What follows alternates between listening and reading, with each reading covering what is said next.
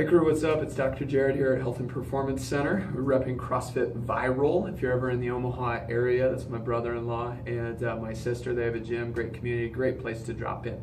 Anyway, we're going to get back into what we're going to talk about, which is breathing. A lot of people, my CrossFit athletes, understand the importance of breathing when we talk about that in the office, but it's something we really talk about with every single patient when they make it into the office, is because we have to really understand how to utilize our diaphragm, how to stabilize our spine, and how to move independently through our extremities. That sounds simple enough. I do that every day. Yeah, when you kind of break it down and you have to do all three at the same time and hope that that's subconscious, you realize it's a very difficult thing. Now that's one level of breathing. Another level of breathing is ensuring you're trying to do all of those things, but you're using your breathing as a neurological pathway to change your tissue length.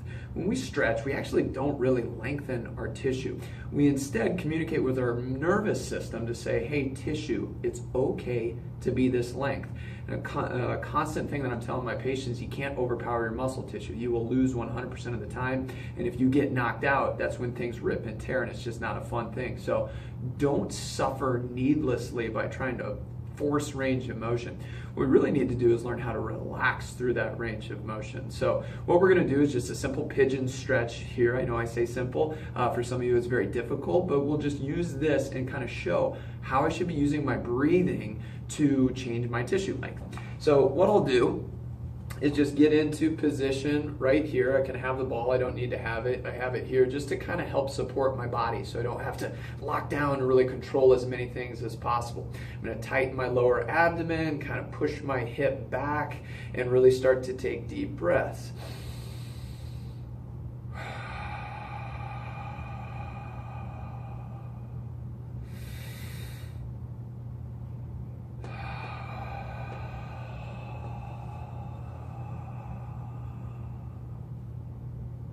So you see, each time I breathe in, I breathe out a heck of a lot slower. I'm trying to keep this nice, relaxed scenario through my body. Now, the ball is here in one part, so I don't start rounding and collapsing into back position.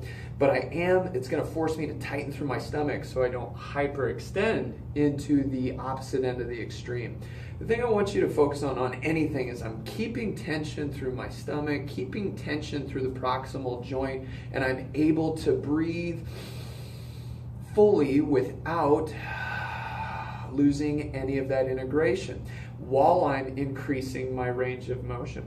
So whether I'm doing this in a chair, whether I'm doing it with my shoulder or any of my calf, that breathing is going to be the important thing that allows me to tighten tissue up at the top, relax into new barrier of range of motion so that I can actually change my tissue, not by changing its length, but by having this portal through my breathing, my diaphragm to my brain to say, hey, it's okay for me to continue to maintain that flat spine and get into higher levels of hip flexion and external rotation, which is the pigeon stretch.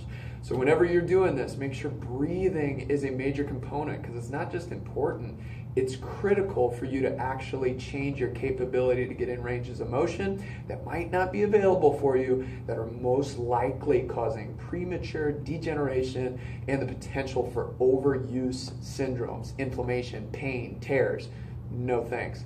Breathe when you mobilize. Good luck.